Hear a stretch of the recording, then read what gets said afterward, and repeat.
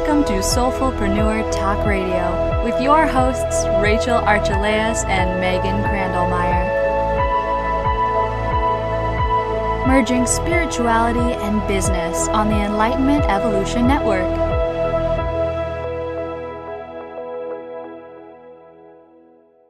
Hi everyone, it's Megan Crandallmeyer here with Soulfullpreneur, and I'm joined today with my partner in crime here, Rachel Archelaus. It's so nice to be with you today, and we are so excited because we are going to talk with Jim Self again. And we talked to him a few months ago, had a fabulous conversation, and it was well received out on YouTube World and all. And so we're going to talk again, and we're going to be talking to Jim about his book, A Course in Mastering Alchemy, Tools to Shift, Transform, and Ascend. And yeah, I think the timing here is amazing, Rachel, because I've gone through my own shift once again in the last couple of months.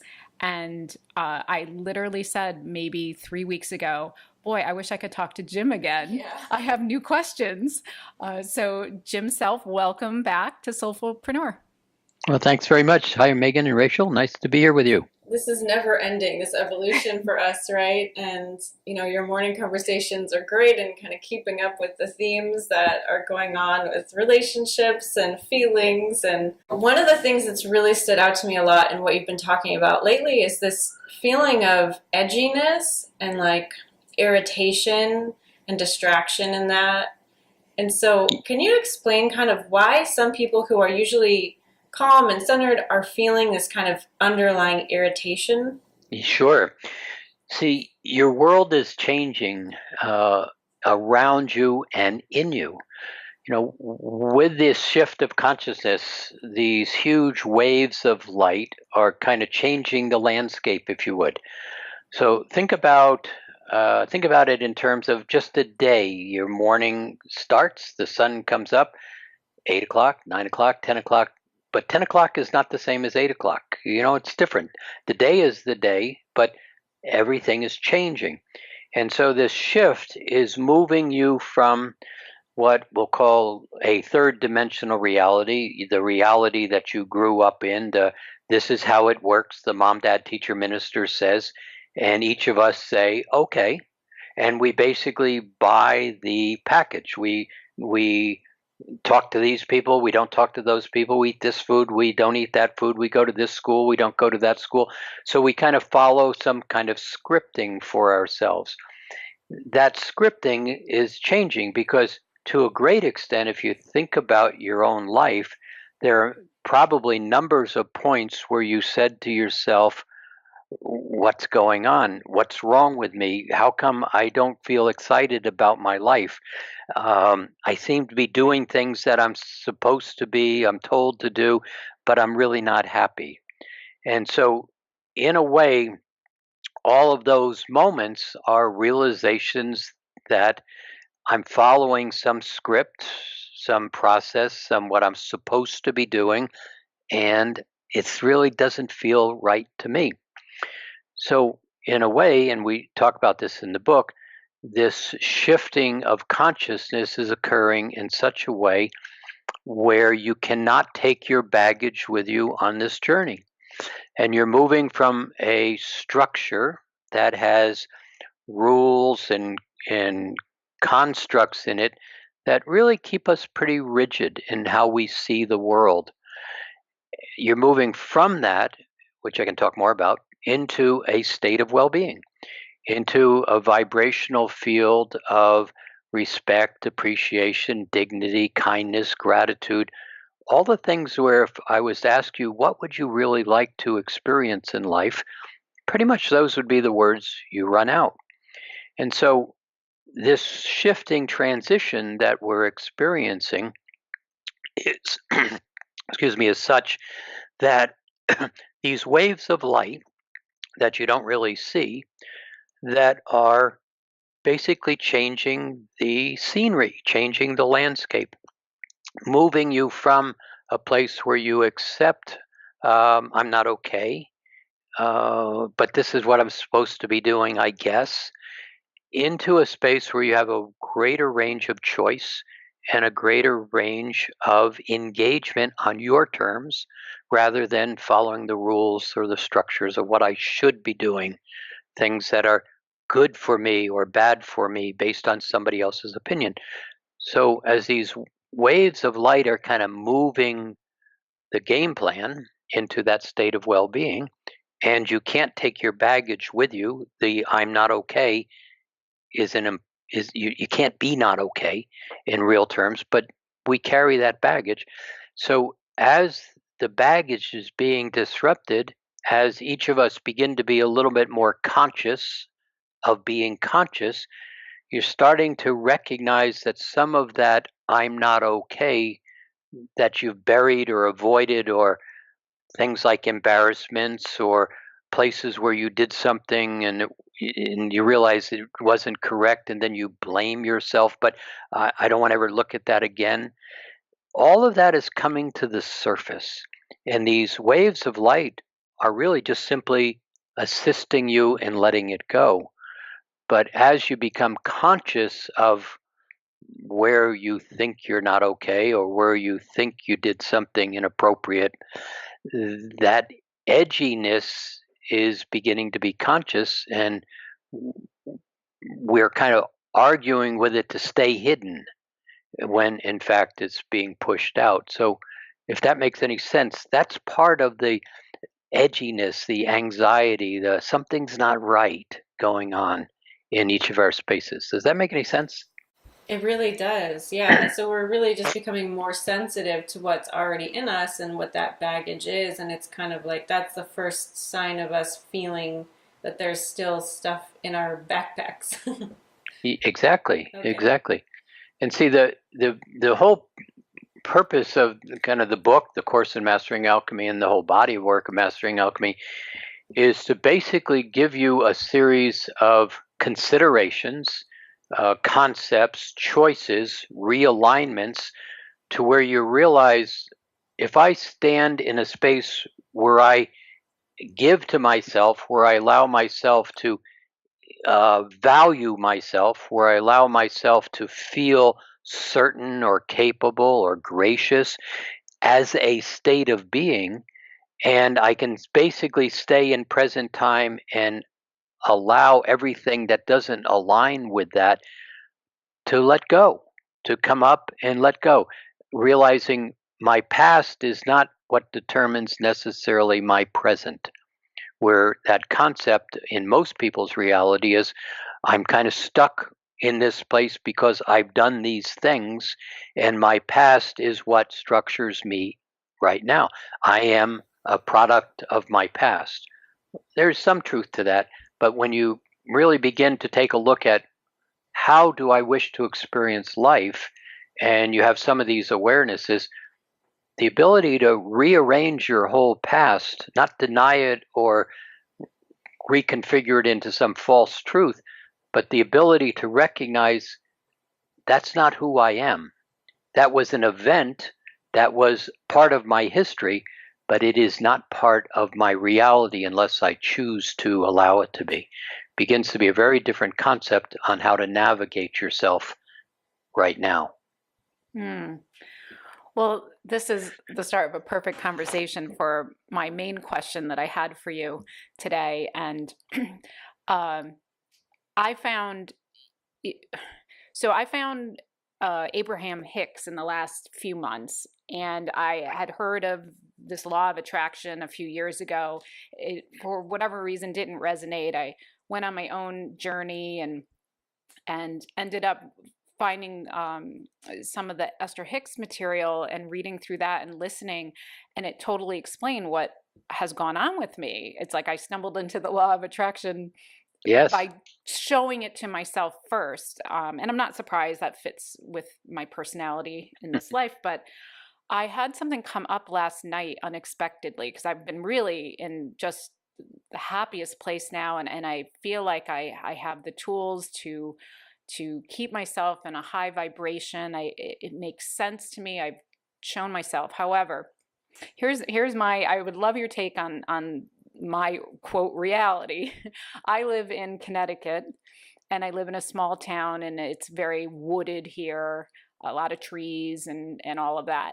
And my information in this life is that we have ticks, deer ticks in particular, all throughout Connecticut and in our woods, and they Yes. transmit diseases like Lyme disease and so forth.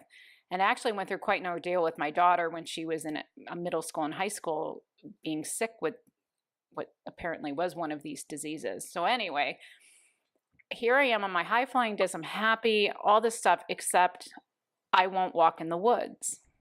And I carry this fear that ticks, I will get bit by a tick and become very ill. And I've actually asked my husband not to work in our yard even because of this threat. And he doesn't feel the same way as I do. So anyway, do you have some thoughts on, for me, this is like this big piece of baggage and almost like one of the, like I got rid of my fear of death, but I can't get rid of my fear of ticks, Jim. Sure. Okay, so let's start from an unreasonable place. My answer would be move. That is right. But Yeah. I'm going to take myself with me. So if I move, will this fear come out Yes. in a different way? That's why I don't necessarily want to move. Absolutely.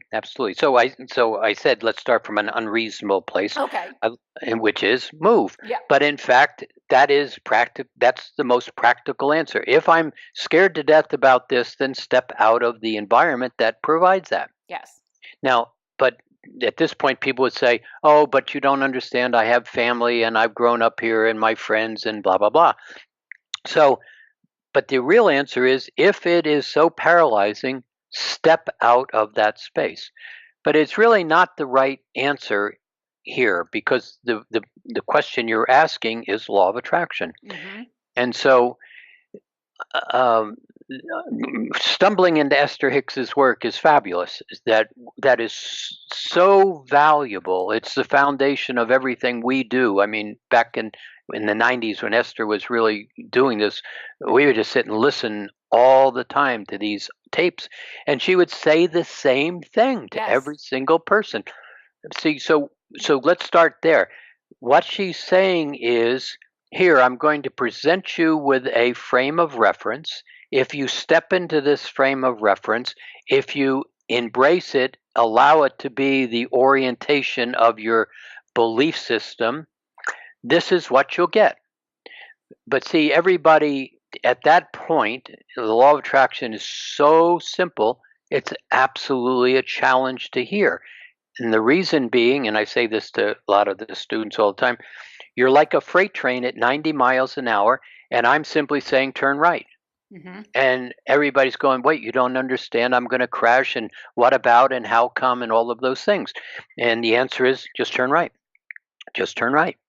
And after saying it 100 times, an individual will say, I turned right, and why didn't you tell me that before? Yeah. So let's define the law of attraction and then answer your tick question. The law of attraction is absolutely simple. It's like simply saying the number is 1 and that's all there is to it. Well, wait, give me more complexity. No, it's just 1. That's all there is to it. So this law of attraction basically says, what you put your attention on, I, the universe who adores you, will provide for you. I won't challenge you because you are the creator being creating your experience. So I, the universe, will not second guess you. I will simply give you exactly what you are putting your attention on. The challenge is the universe doesn't understand English and French and Spanish. Mm-hmm. What the universe understands is the vibration you're holding. So this is why people who play in affirmations get very frustrated because they sit there and they say, I'm good, I'm good, I'm good, I'm good, 10,000 times. And then the last statement is, but. Mm-hmm. And the but simply negates all of the intention. So when you vibrate in fear and basically say, well, okay, I'm going to cover my whole body and wander through the woods because the woods are wonderful and that's how I'm going to protect myself, inevitably you'll get bit by the tick in that example because my fear is so loud Yeah. The law of attraction says, boy, you must really want this adventure. Yeah. Now, people say, well, wait, I don't want it. See, it doesn't matter whether you love it or you hate it, you resist it or you embrace it. There's the vibration. The vibration is the vibration of that level of pushing away or attracting. So in this case, the question is if it's not move, then how do I begin to get out of this experience?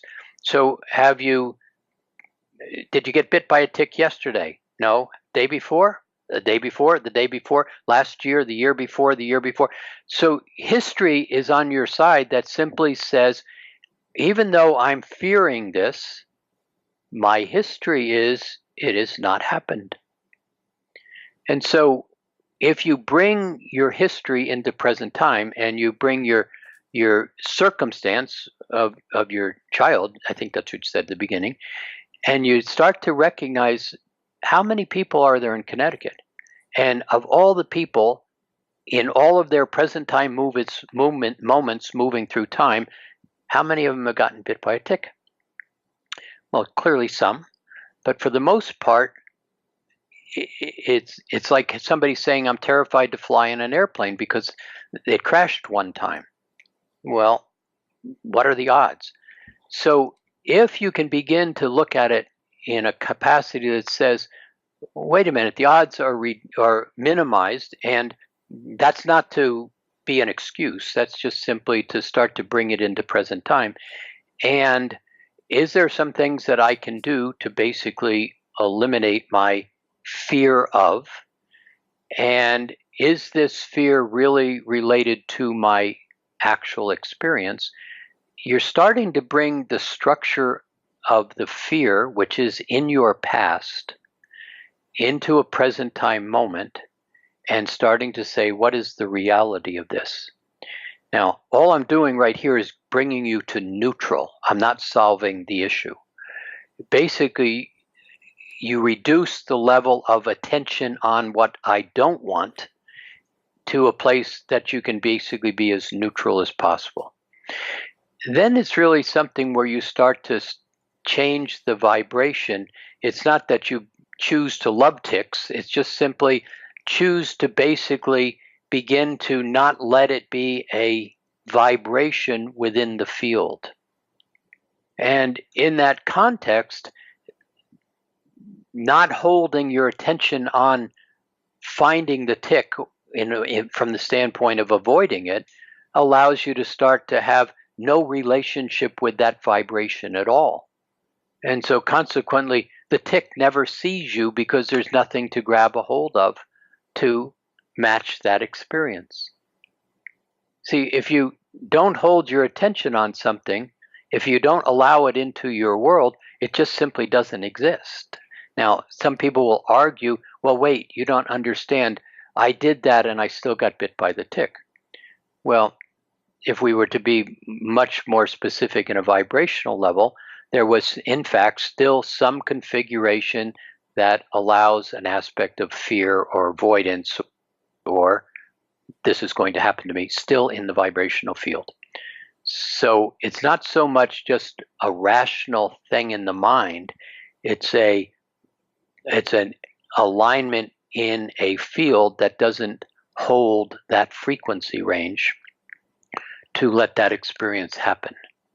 Let me see if I can stop there and that made any sense. It did. I'm laughing because I hear the yes, but. Yeah. Well, so the tick won't see me. How will I know, I guess? So how will I know when I've gotten rid of this fear? When will there come a day where I'll take a walk in the woods and absolutely just know that I'm safe and invisible to ticks? Or it's easier for me right now just not to walk in the woods. Yeah, so you're avoiding. I'm but avoiding, you're not correct. but you're not out of the vibration. Yeah. So this is a challenging starting point because you're talking about something very tangible in physical form. Exactly. And see, one of the things that happens the constructs of your entire awareness start in a spiritual place of well-being, and then somebody says to you, you're not okay for whatever reason, and you grab a hold of that thought. And you basically mentally say, oh, this isn't good. And that immediately drops into an emotion that says, oh, this isn't good. And it's a feeling in the body. And if you hold your attention on that, the mechanics of the process we're talking about is you start to create this thought that says, why did they say that? Am I really that bad? I'm not that smart. I'm not successful. Nobody likes me. And you begin to wind this. It's like taking a big electrical wire and you start to wind it around I'm going to call it a block of steel, a singular thought. And you begin to create this huge electromagnetic field that says, this is a reality in my experience. That's how thought and emotions create experiences. And so in your case, you've done a whole lot of wrapping that wire around the, oh my God, I hate ticks. I'm scared to death of ticks. And you keep saying it over and over and over in one form or another. And you keep manifesting the vibrational field. Law of attraction is very interested in providing for you. Yeah. But you're smart enough to say, oh my God, I'm terrified of this. So I'm going to do whatever's necessary to avoid ticks. I'm not going into the woods. I'm not going out of my house, et cetera, et cetera. And so you're creating in your life, and this is really the message, a set of restrictions that prevent you from having experience. So all the things that go on in the woods, the birds, the deer, the rabbits, the animals, the beauty of the trees, this little stream that babbles that you get to sit in and love, you miss. Yes, that's correct. Because this thing is going to get me. Yep. How's that work for you so far? Yeah, not so good. Yeah. So let's take it away from the tick, and let's take it into something that is not in the physicalness of if X, then Y, I might get bit by ticks. But let's take it into the tangibleness of how most people live their life. I am a little kid. I am really excited about things, and I try something out, and it doesn't work. And my father, in my reality, I'm convinced he only ever spoke and knew one word, and that word was stupid. And so I try out this little thing, and it doesn't work, and he sees me do it, and he says, boy, are you stupid. Do I really try out that thing again?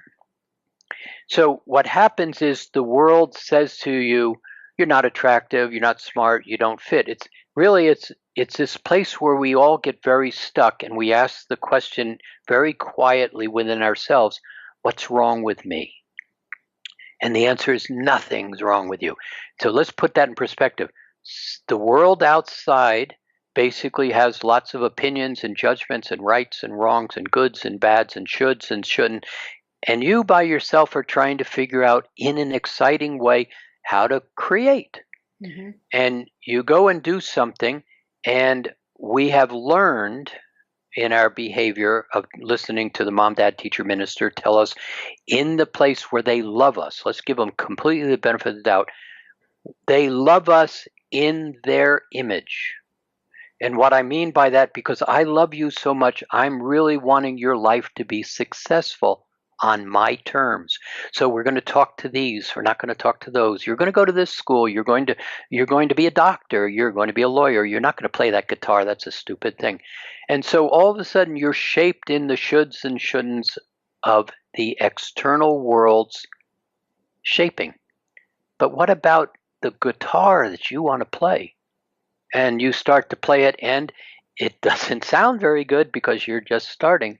And the dad, mom, teacher, ministers say, what's wrong with you? You can't play the guitar. You're never going to be any good at that. And we put down the guitar. And so we begin to shape our lives in the image of other people. And to a great extent, that doesn't really feel very good to those of us who are interested in passionate experiences and joy and excitement and creation and the puzzle being unfolded. So this law of attraction is designed to be so valuable if you can believe it. But the challenge in believing the law of attraction is the image of mom, dad, teacher, minister. This is how the world works. And don't be silly. This will sound very strange, but I own a biomedical company. We produce diagnostic tests for multiple kinds of disease evaluation. And so I work in bacterias and funguses and those kind of things. I mean, I don't do it exactly right now, but that's kind of the business. And I don't believe bacteria work the way the world says bacteria work. I don't get sick. I don't run around and wash my hands every time I touch something. But there are other people that have that belief, I got to wash my hands, and they get sick because, I didn't wash my hands. There's an airplane ride I had with a person one time who this brilliant neuroscientist, and as we got into the conversation about neuroscientists, we shifted into her a little bit and said, well, where are you going? She says, well, I have a tumor in my brain and I'm going to the Mayo Clinic for an operation. Well, what happened is she had so many beliefs about how things work, she actually held her attention on that level of how things don't work and created this circumstance for herself. You listen to people who are in fields that become sick or affected by the field they're in certain ways. Law of attraction. And so how you hold your attention is going to allow the world to work the way we are about to see the world work. We started by saying there's a shift in transition. We're going from that image of mom, dad, teacher, minister, the rules, the structures. Many times those rules and structures create such limitations. I've got two thoughts going. Let me go back to this thought. Create such limitations that you do something and let's say it didn't work and somebody makes fun of you. And so you get embarrassed and you say to yourself, well, I'm never going into the woods again because I got embarrassed there and I don't want to have that experience again. And you draw a very long line that says, I can't go over there. Because. And then you do something else and somebody says, you have a funny nose, and you get embarrassed and I can't go talk to those people anymore. And pretty soon, you ever see somebody who's standing there very rigid and they've got all these limitations in their space, can'ts, don'ts. And you say to them, let's go to lunch. And they go, okay, oh no, wait. No, I can't do that.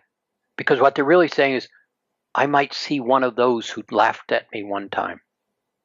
And so this restriction that we create by accepting everybody else's opinion about who we are, how we should be, becomes extremely constricted in how we live our lives. And you look at people a lot of times and you say, how are you doing? It's like, well, I'm okay. They have nothing going on because of I can't and I'm not allowed to and I shouldn't and I'm bad and I'm stupid. And those structures begin to create such a restriction that life isn't very interesting. And when you look at third dimension in a broad way, you really see that predominantly in people's space. That's what's shifting. That's what this shift is all about. So when you say, gee, I've got this anxiety, what is that about? In a great way is so much of the untruths are coming to the surface. Most of them are leaving without you even being aware of it. But some of them, we start to get uncomfortable. It's like, I'm getting closer to the woods and this makes me uncomfortable. You don't like the woods? No, it's not the woods. Well, what is it? Oh, it's the woods. And so you can't even answer the question. Why aren't you going into the woods? They don't remember because they're buried into the backpack. I don't want to ever look at this again. And I'll make a deal with you, backpack. If you keep this thing hidden, I promise I'll never go anywhere near the woods. And somebody says, let's go for a hike. And it's like, oh, this is not good. Immediately comes up as an anxiety. Rachel, does that make any sense? An anxiety. It does. Yeah, actually, it was Megan that asked the question. Oh, Megan, yeah. It does. And I'll just one sentence, and then I want Rachel to ask her question. One thing that you said that really rang true for me is about bacteria, and that how we get sick isn't really what we think. And I believe that. I don't know if I've ever allowed myself to kind of flow with the ticks, and that it's a vibration versus necessarily a bacteria being transmitted. I'm going to chew on that. Thank you, Jim. That was really helpful. Yeah, chew on it from the standpoint of what's the difference? Yeah. This is Rachel. I'm a avid hiker and, live in Connecticut as well, but hike all over the country. And I never wear bug spray, don't care, but I rarely get a tick on me, and, rarely been bitten. And if I have, it just pulls out. So I have the vibration of being clear of that, but of course, have other things that are still leaving me. So yeah, it's interesting to see how some people are holding on to certain things where others aren't. See, but keep a reality to it. There, in fact, are ticks out there. Yeah. So so I'm going to hike naked through Connecticut is probably not the best strategy to live your life in a way, because in fact there are those circumstances that occur. So you don't want to expose yourself recklessly in the face of a circumstance that could be, because somehow there begins to be the thought that says, oh no, I won't get this, and there's your resistance vibration. Yeah, I'm not in denial of them. I check myself after I get out of the woods and everything. So I don't feel like I'm pushing against.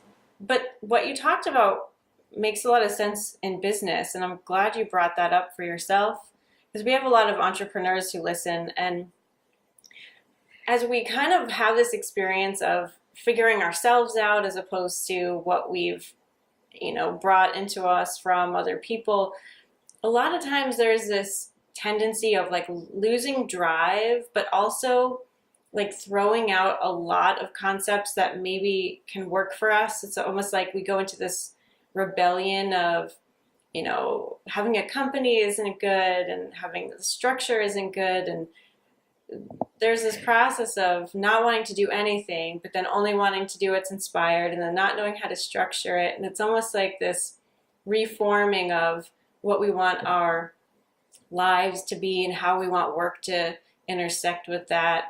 And you have a really structured, clear way of presenting your work to the world.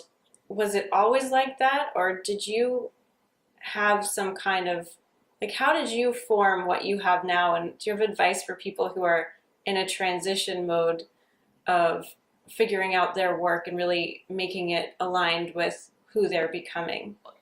To a great extent, you're asking a question about the shift.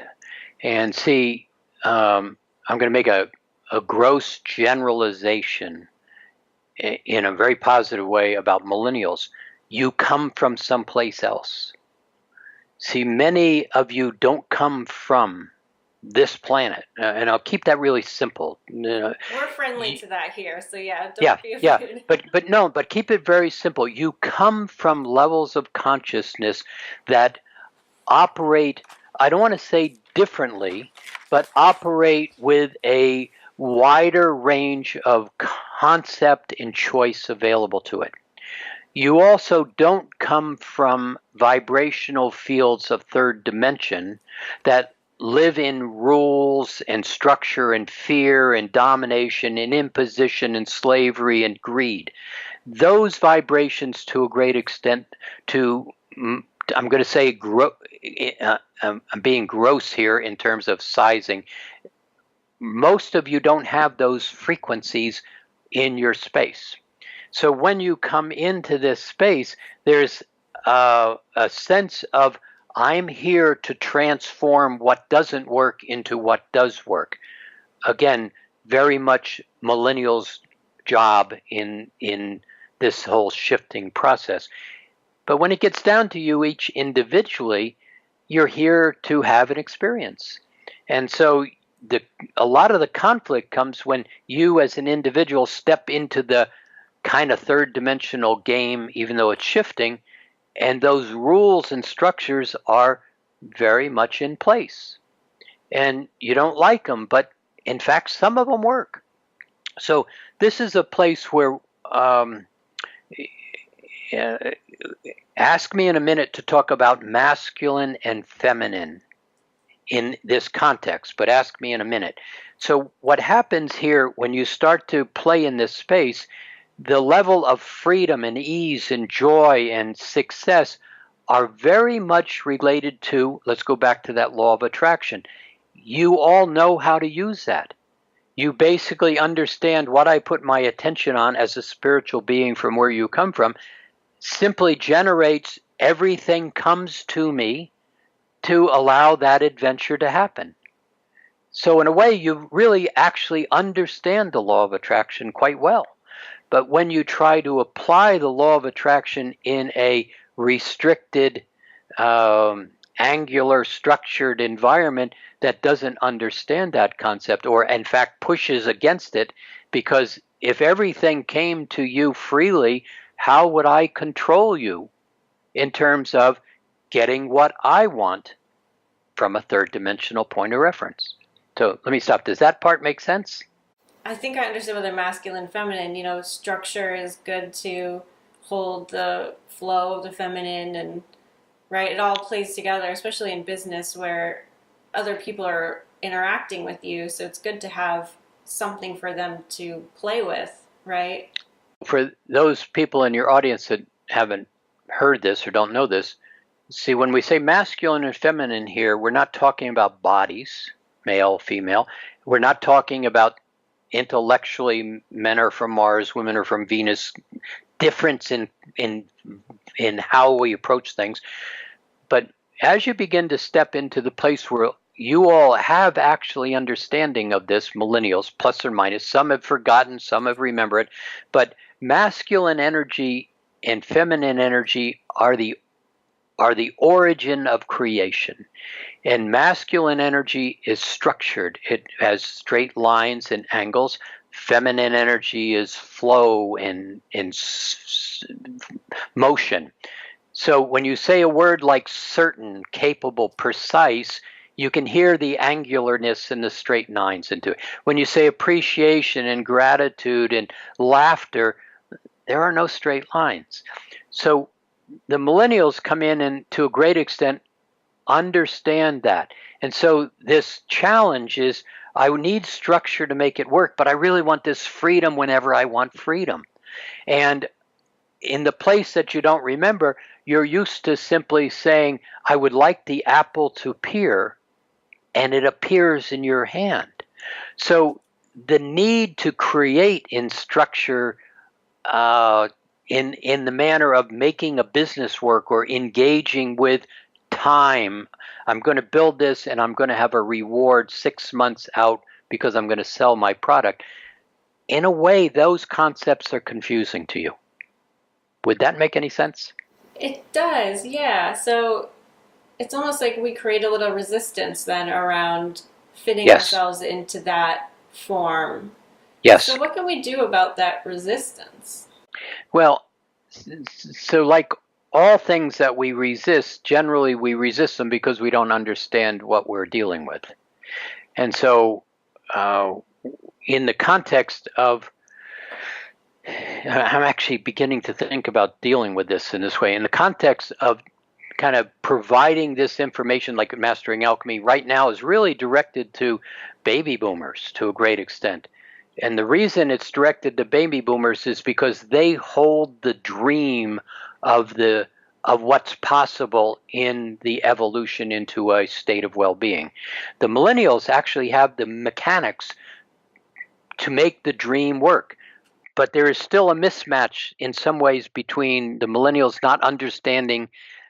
They're thinking, well, the dream's here, it should be working. That's where you run into the structure problems. So in understanding the dream and understanding you have the mechanics, and then beginning to understand how to apply tools of choice, how to recognize how time works. See, one of the big challenges in third dimension is we believe time is past, present, future, and then you die. It is not. Well, that's a component. It could be. That's a choice. But when you begin to get very much in present time, and you start to create in present time, and you, the millennials, begin to remember how present time works, because there's 5 different aspects of how present time works, not just one. And so when you begin to remember how to, I'm going to use this word positively, manipulate time in context of holding your hand out and expecting the apple to appear, as you know how to do that spiritually, then the ability to get by the structure and the time constraints are going to become very obvious to you. But right now, in my observation, and I'm not saying I know what I'm talking about in a individual way, but I'm very clear about what I'm saying in terms of who, as a large body of consciousness, you all are appearing on the planet. There's these structures of third dimension are getting in your way. And so knowing how to basically use time and masculine and feminine, and see also there's one other piece. Stop me if I'm wandering here in a way. This is great. But there's another piece, and we talk about it in the book, and we talk about it extensively in the programs that we teach, and we're now about to go into it in much more depth, is you think in different layers of thought. You don't just think thoughts. And so, as you know, there's sometimes where you get into a space and you're excited and you get out in front of yourselves. Or you think in the terms that, well, should I go to the supermarket first, or should I get gas for my car first? And there's an aspect where in that thinking you're leaning into the future. Well, should I do this or should I do that? There's another aspect where you get into a quiet pondering space. I'm talking about everybody, where you start to say, well, I wonder how that works. But you don't really need the answer. You're just starting to ponder that answer.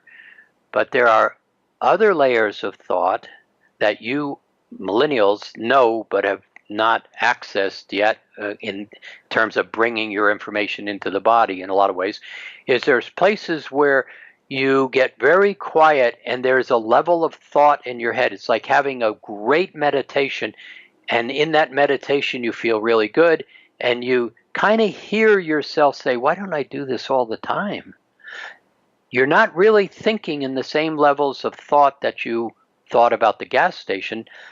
And if you start to recognize that, you realize it's a thought kind of being said. That's where you and the higher self begin to remember yourselves together. It's in that space that the ability to rearrange time and structure to create the apple to appear begins to be how you all will remember in a number of years how you do things. Nice. Yeah, I think everyone, well, at least me and Megan, we definitely understand that, and that helps a lot just to keep the focus there too. Yeah, but what if you could live it? Yeah, that's the goal, right? See, when you say this is what happens to everybody, we say, oh, I understand that. But see, that understanding is the rational mind intellectually going, I got it. Correctly so. But it's not the heart saying, I got it. Mm-hmm. And see, when that awareness is that the heart thinks, when you begin to think from the heart, you hold feelings as structures, as alignments of energy, and then you create from feelings, intellectually create from feelings rather than intellectually create from the rational mind. The apple appears in your hand. Mm-hmm. And that's part of this transition right now. And basically, in kind of my crystal ball says, about 6, 8 years from now, if we had this conversation, this would be the conversation we would be having then. If there was instruction about how to, you would say, show me how to. Now, that how to is available now, but basically in about 6 or 8 years, the millennials will start to absorb a lot of the information they have in their field, but it's in their field in a different time configuration and in a different utilization configuration, because you come into the body and there's the mom, dad, teacher, minister saying, this is how it works. And Yeah. Huh. Wow, there's a lot there. So what about the millennials? I mean, they almost have a leg up over, like, I'm turning 50 in a few months, so I don't consider myself a millennial. Yeah. But yet I've gone through in the last 10 years this dramatic shift from yes, 3D to mostly 5D, I'd say. yeah. Is that unusual for like my age, or it's just No. no? So there's steps. So you got kind of a baby boomer grouping, and then you have that grouping of you kind of in the 35 to 54 range, just arbitrary number. Mm-hmm. And then the millennials behind that, and then the new kids behind them that nobody's really talking a lot about yet.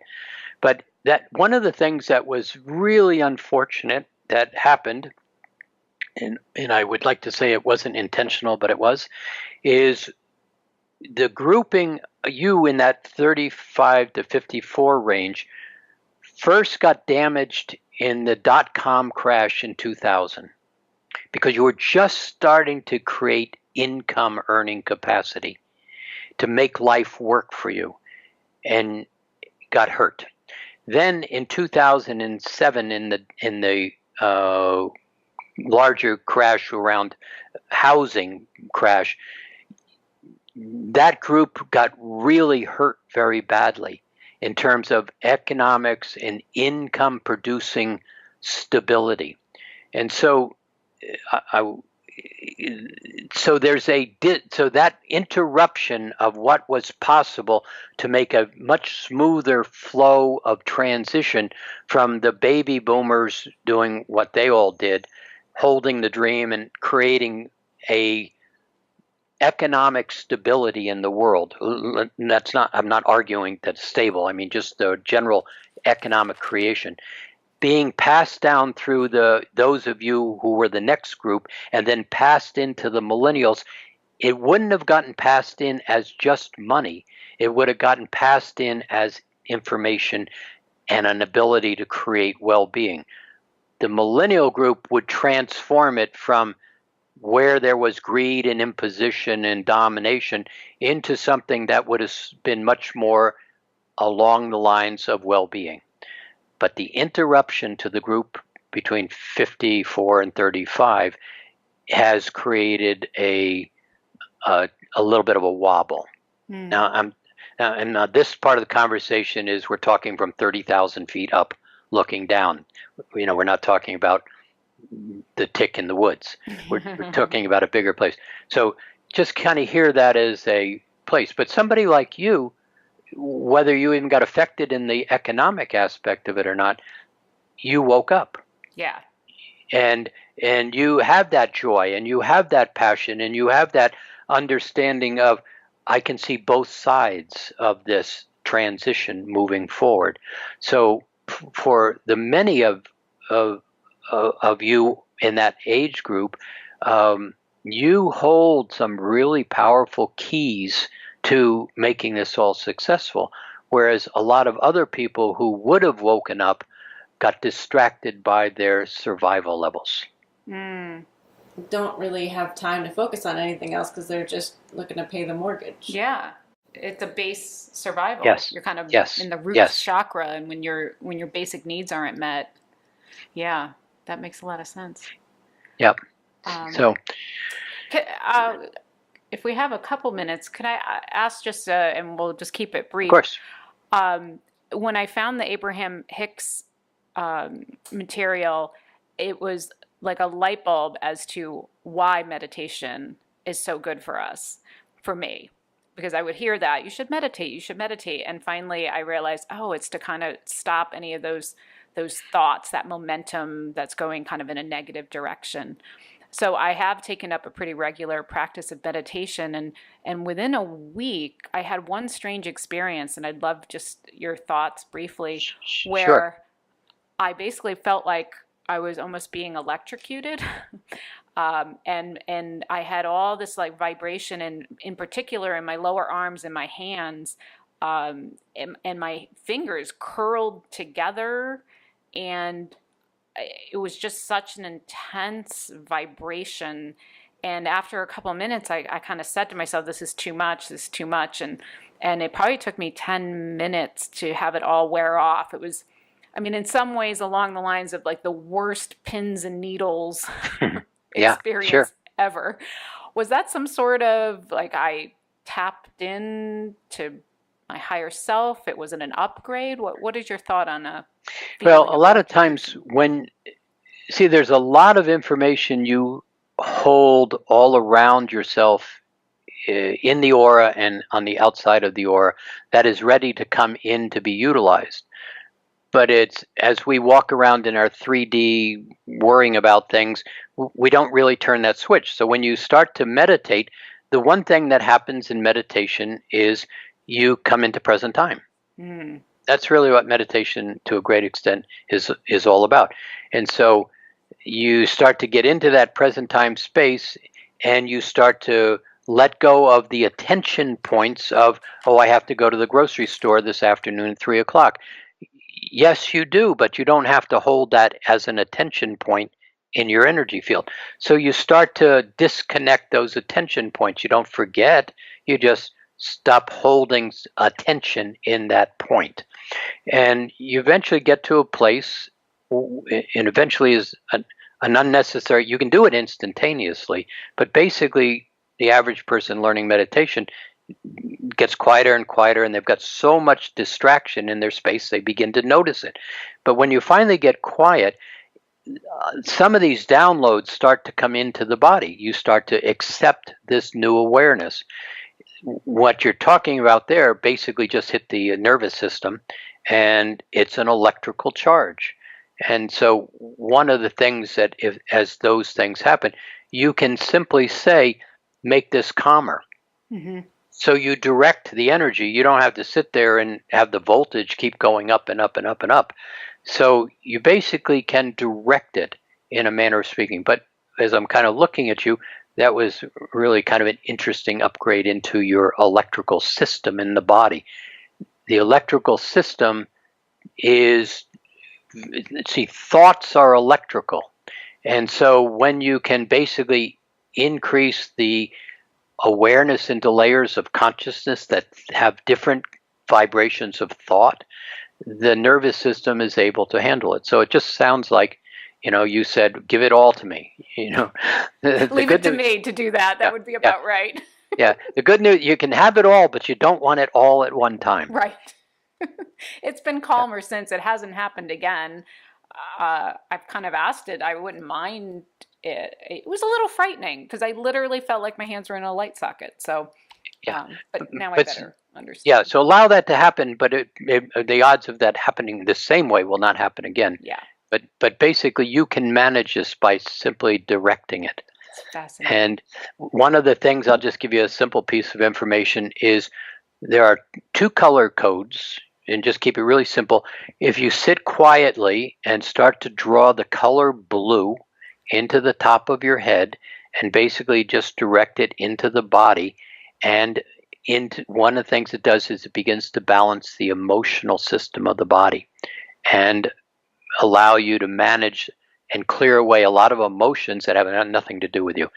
The yellow color coding, which has a tint of gold in it, as you bring that into the body, it will create sometimes a very warming or an electrical sensation that is actually quite comfortable. And it begins to balance the nervous system in a way that opens up opportunities for thought to process in new ways that begin to be really interesting. So it's just like take a sun above your head, a big ball of yellow or blue light, and then just kind of gently ease it into the whole body and then sit with it for 10 minutes. You'll find something actually happens. I love that. Yeah. Thank you for that. Very calming. Yep.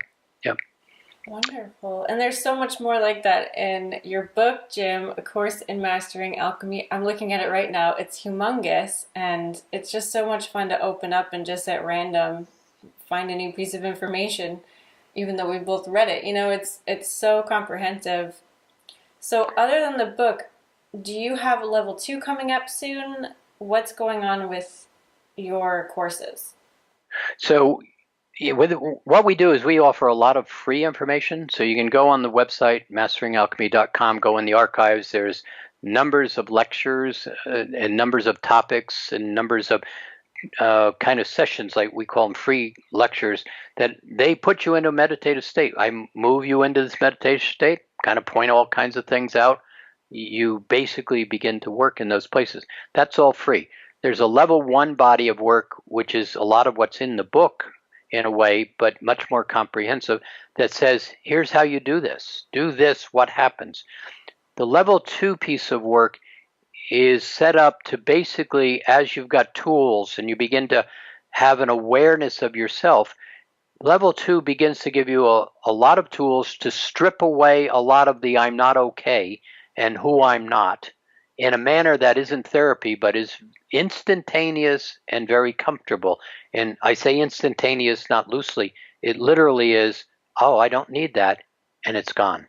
But it's using something called the rays of creation. It's the process where you begin to recognize I'm in the world, but I'm not of that world. Then you begin to start shifting into these awarenesses, this level of consciousness that's really who you are, that you never have time to look at when you're distracted by the external world. And so there is a level 2 class coming up starting in August, and level 1 is always available online. Beautiful. That's fantastic. I know you talk about rays of creation in the book. Is that correct? Yes, I do. Yes. And so that's just the beginning. See, the rays of creation are everything.